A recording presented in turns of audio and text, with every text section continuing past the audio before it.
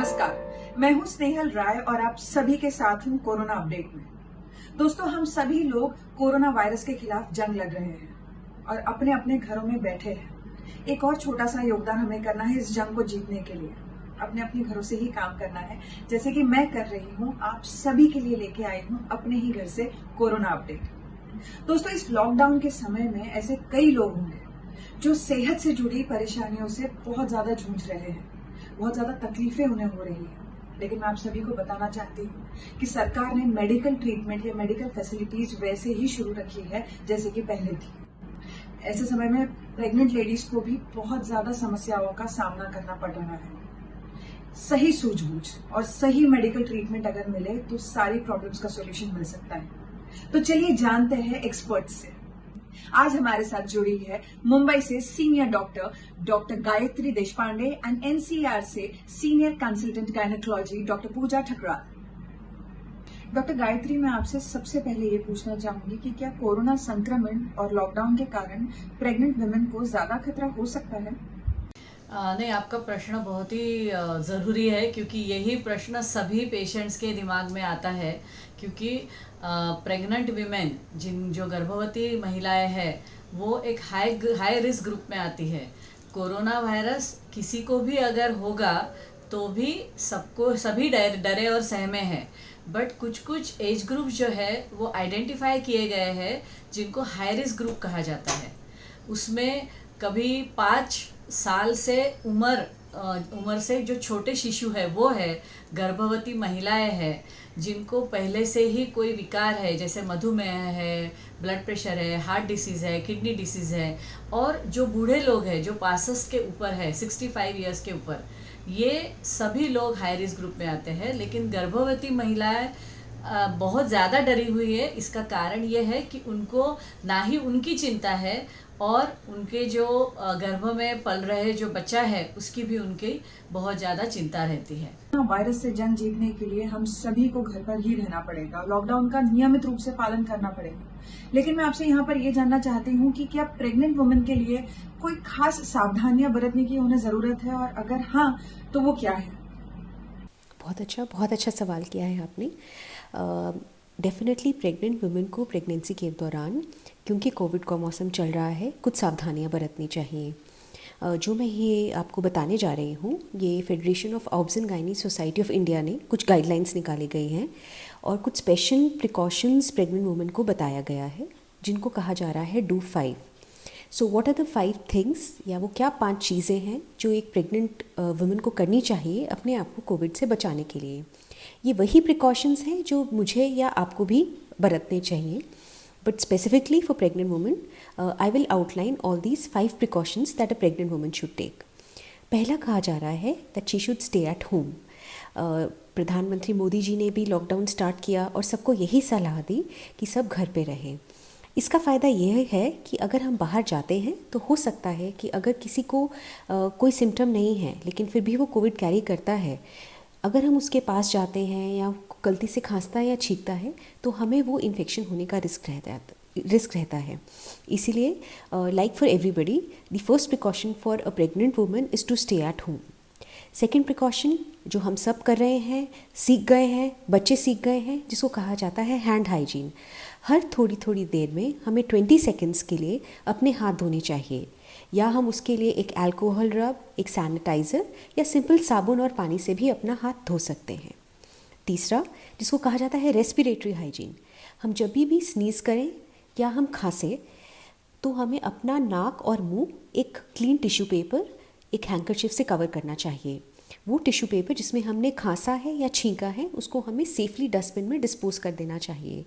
अगर जब हम खांसें या छींकें और हमारे पास उस टाइम पे कोई टिश्यू पेपर या हैंकरचिफ नहीं है तो हम अपने एल्बो का इस्तेमाल कर सकते हैं खांसने या छींकने के लिए। ये इसलिए कहा जाता है कि जो रेस्पिरेटरी ड्रॉपलेट सिक्रीट होती हैं हमारे खांसने या छींकने से, वो किसी दूसरा जो हमारे साथ बैठा है या हमारे आसपास है उसमें इन्फेक्शन होने का रिस्क कम कर सकता है अगर हम रेस्पिरेटरी हाइजीन का प्रिकॉशन लें। चौथा है कि हम अपने फेस को अननेसेसरी अपने हाथों से ना टच करें, अपनी आइज़ को, नोज़ को और माउथ को। ये प्रिकॉशन नंबर 4 है। और पांचवा प्रिकॉशन है कि हम जब भी किसी के साथ बैठें या अगर किसी वजह से हम लोग बाहर गए हैं तो एक दूसरे में एटलीस्ट 1 मीटर का हमें डिस्टेंस मेंटेन करना चाहिए। वजह यही है कि जो कीटाणु हमारे रेस्पिरेटरी ड्रॉपलेट्स में या एरोसोल्स में होते हैं वो 1 मीटर से ज़्यादा का डिस्टेंस ट्रैवल नहीं कर सकते। तो ये जो 5 रिकमेंडेशंस हैं जिसको डू 5 कहा गया है, मैं दोबारा रिपीट करती हूँ। नंबर 1, स्टे एट होम, घर पे रहिए। नंबर 2, हैंड हाइजीन, हाथ को बार बार धोइए, 20 सेकेंड्स के लिए सैनिटाइज़र से साफ़ करिए या सोप एंड वाटर से धोइए।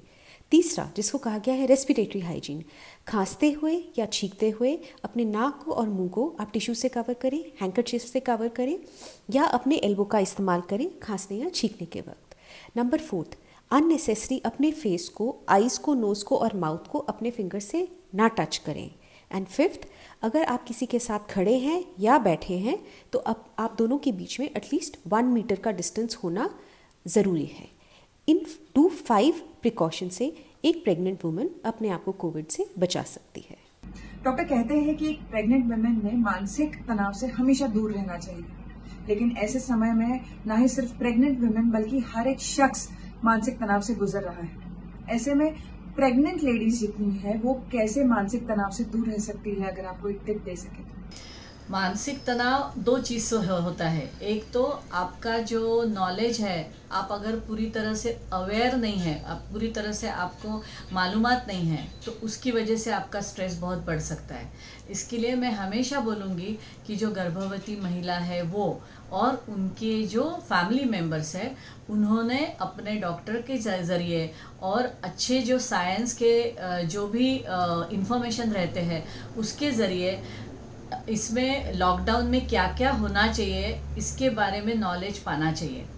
कुछ भी प्रॉब्लम हो तो आपकी डॉक्टर से या पीडियाट्रिशियन से, बच्चे के डॉक्टर जो रहते हैं उनसे भी एक बार सलाह करो कि अभी मेरा बच्चा आने वाला है, तो अगर कोरोना के वजह से हम लॉकडाउन में हैं तो क्या तकलीफ़ हो सकता है, क्या रिस्क है। अगर ये सही तरीके से उनको साइंस के ज़रिए पता चला तो जो अफवाहें रहती है, जो रूमर्स रहते हैं गूगल या व्हाट्सएप पे अननेसेसरी बहुत सारे मैसेजेस घूमते रहते हैं, उसको देख के वो लोग टेंशन में नहीं आएंगे। मानसिक तनाव अगर गर्भवती महिला को होता है तो ना ही उसके शिशु के ऊपर असर होता है, लेकिन उसकी तबीयत पर भी असर हो सकता है। कभी कभी उनको ब्लड प्रेशर बढ़ जाता है, जिनको डायबिटीज़ रहता है उनकी ब्लड शुगर कंट्रोल के बाहर हो जाती है, प्लासेंटल ब्लड फ्लो जो रहता है बच्चे के लिए वो कम हो जाता है, तो बच्चे का वज़न कम हो सकता है। ऐसा भी देखा गया है कि बहुत डरी हुई है अगर गर्भवती महिला, तो कभी कभी उनको ज़रूरत से जल्दी, मतलब 7वें महीने में, 8वें महीने में लेबर पेन्स भी शुरू हो सकते हैं। इसके लिए खुद को बहुत शांत रखना, हैप्पी रखना, ना ही उसकी ज़रूरत है लेकिन उसके फैमिली मेम्बर्स ने भी ये ध्यान रखना ज़रूरी है। दोस्तों, इस लॉकडाउन के समय में हम यानी कि केयर वर्ल्ड एक ही बात आप सभी से चाहते हैं, वो है आपकी अच्छी सेहत और आपका अच्छा स्वास्थ्य।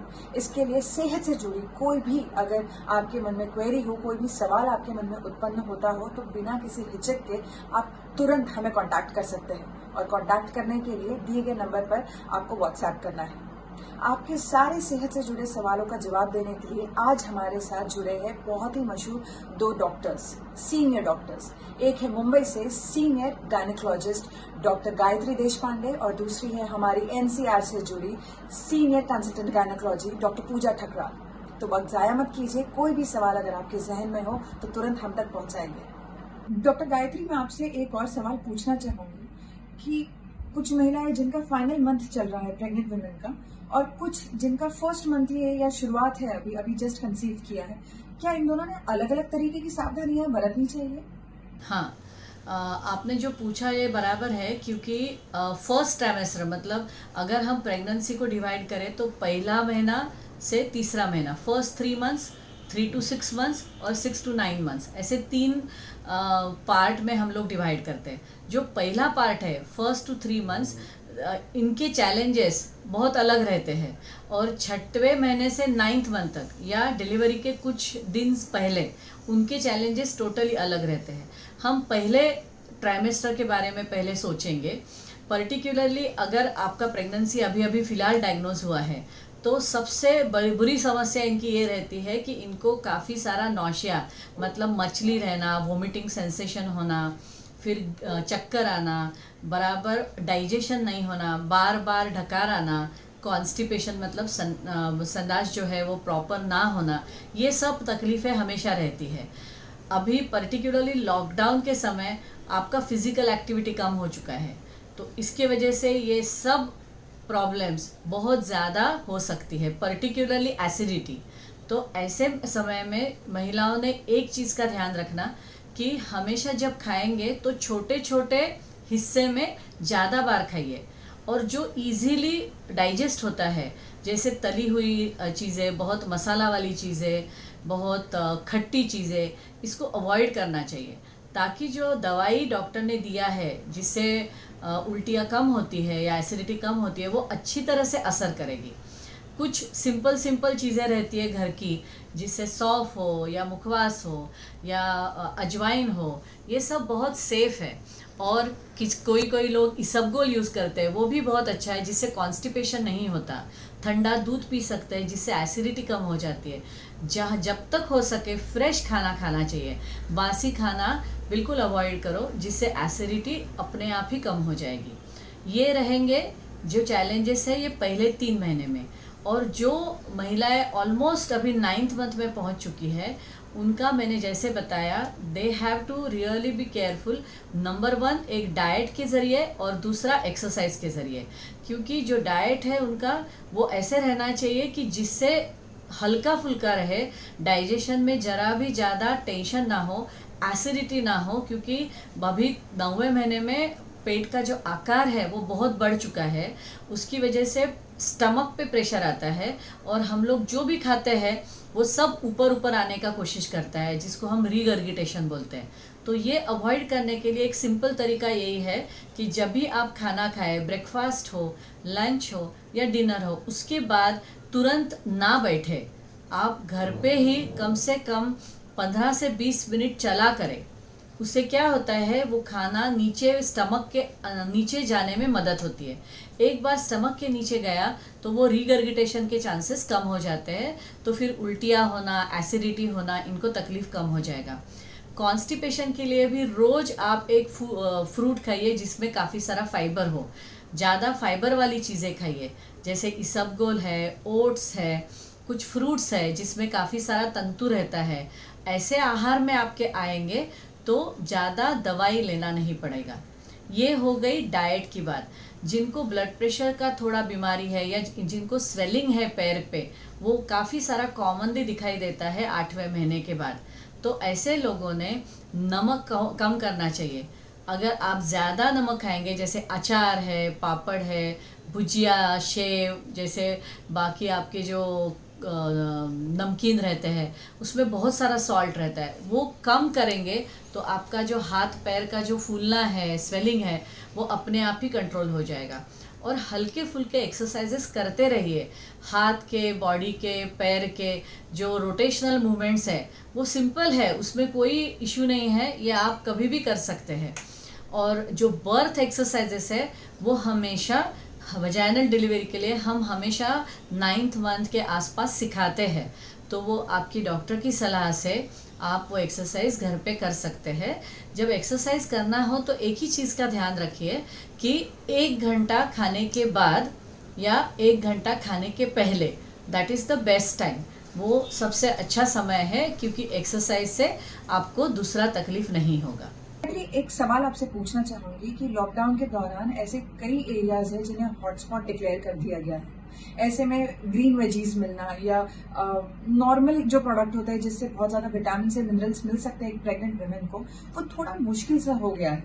ऐसे में एक प्रेग्नेंट लेडी ने क्या एहतियात बरतनी चाहिए ताकि उनके अंदर वो प्रोटीन्स, मिनरल्स, विटामिन इंटैक्ट रहे या उन्हें मिलते रहे? ऐसा कोई सब्स्टिट्यूट आप हमें बता सकती हो? जी, आपने बहुत ही रेलेवेंट क्वेश्चन पूछा।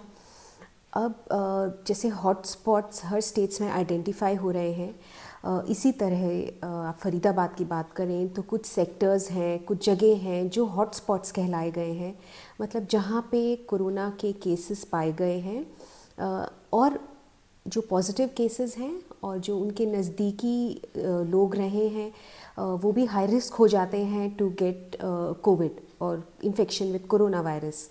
तो बहुत सारे हेल्थ वर्कर्स हैं, बहुत मेहनत कर रहे हैं, उनको ट्रेस कर रहे हैं और कुछ हॉटस्पॉट्स आइडेंटिफाई किए गए हैं। अब हॉटस्पॉट्स के दौरान वो एरिया सील किए जाते हैं जिसमें किसी तरह की मूवमेंट अलाउड नहीं होती है। तो ये जायज़ है, जो खाने का स्टॉक है वो लिमिटेड हो जाता है। तो क्या कर सकते हैं कि अगर हमारे पास पूरी फल सब्जियां नहीं हैं तो जो गर्भवती महिलाएं हैं अपने आहार का कैसे ध्यान रख सकती हैं। आप देखिए कि किस तरह से आपको सब्जियां या फल फ्रूट डिलीवर किए जा रहे हैं। मोस्ट लाइकली आप एक हफ्ते का स्टॉक ऑर्डर कर सकते हैं। जो भी हेल्पर्स हैं जो आपके आके डोर स्टेप पे ग्रॉसरीज़ या फ्रूट्स वेजिटेबल्स रखते हैं उसे आप एक हफ्ते का स्टॉक मंगा लीजिए। और हरी सब्जियां हैं, फ्रूट्स हैं जो हमें आयरन या कैल्शियम प्रोवाइड करते हैं, विटामिन्स और मिनरल्स प्रोवाइड करते हैं। अगर मिल जाते हैं तो बहुत अच्छा, नहीं मिलते हैं तो जो भी आपके पास है चूज़ करिए कि जो भी आप खाएंगे आप हेल्दी खाएंगे, दूध लेंगे, पनीर लेंगे, लस्सी लेंगे। पूरा नहीं है कोई बात नहीं, जितना भी है उसको एनर्जाइज करके उसमें ब्लेसिंग्स डाल के लेंगे। हरी सब्जियां नहीं हो पा रही हैं तो घर में अगर भुने चने हैं, काले चने हैं, काली कढ़ाई में बनाएं। या आप एप्पल लीजिए, अनार लीजिए, बनाना लीजिए। These are all rich sources of iron. जो मिलता है ठीक है, जो नहीं मिलता है कोई बात नहीं। ये मुश्किल का समय तो है ही है, लेकिन जो हमारे पास है चाहे थोड़ा है उसको आप पूरे भगवान की ब्लेसिंग्स लेकर उसमें एनर्जी डालकर और उसमें लीजिएगा। It's good to have a stock in hand. एक हफ्ते का स्टॉक लीजिए, आपको स्पेसिफिकली क्या चाहिए उनको बताइएगा। तो जैसे मैंने कहा milk and milk products, these will be sources of calcium. Green पत्तेदार सब्जियां मिल जाती हैं तो बहुत अच्छा है, that's another rich source of calcium. और आयरन के लिए मैंने आपको बताया है गुड़, भुने चने, काले चने जो काली कढ़ाई में बनाए जाते हैं, अनार, एप्पल। मिल जाता है ठीक है, नहीं मिल जाता है तो बस आप परेशान मत होइए। जो भी घर में है उसको आप अच्छे से न्यूट्रिशली कुक करके, क्योंकि अभी कोई भागा दौड़ी नहीं है तो आराम से खुद बना सकते हैं, बहुत अच्छी बात है। मम्मी की या सास की हेल्प ले सकते हैं, नहीं तो यूट्यूब पे बहुत सारे चैनल्स हैं जिससे आप अपना खाना स्वादिष्ट और पौष्टिक बना सकते हैं। पर लॉकडाउन में जो भी है, थोड़ा है ज़्यादा है, जो भी है उसको आप अच्छे से कुक करिए, खूब सारा प्यार डालिए और खाइए। लॉकडाउन में हम क्या कर सकते हैं, 1 वीक का स्टॉक इन हैंड एक्स्ट्रा रख सकते हैं। But don't worry, it's just a matter of few days. Healthy रहना बहुत ज़रूरी है। Healthy in the sense to stay free from corona at this point of time is the priority. थोड़ा कम खा लेंगे कोई बात नहीं, 2 महीने बाद और पौष्टिक खाना आ जाएगा जो हम फिर खुल के खा पाएंगे। पर खुश रहिए, परेशान मत होइए, थोड़ा खाइए पर उसमें खूब सारा प्यार डाल के, खूब सारी अच्छी भगवान की ब्लेसिंग्स डाल के खाइए।